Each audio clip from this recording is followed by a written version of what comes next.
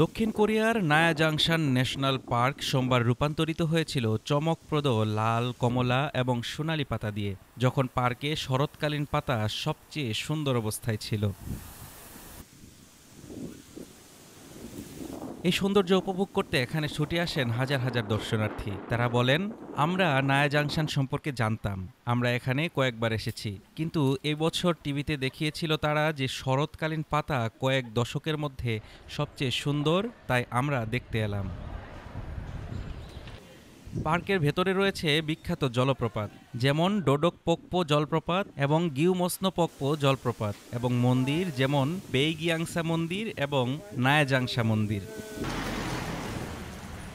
এখানে প্রায় ৭৬০টি প্রজাতির স্থানীয় উদ্ভিদ রয়েছে, যার মধ্যে কিছুকে প্রাকৃতিক স্মারক হিসেবে ঘোষিত করা হয়েছে, এবং পার্কের ভেতরে বিভিন্ন বন্যপ্রাণীও বাস করে। Desk report, Dhaka today.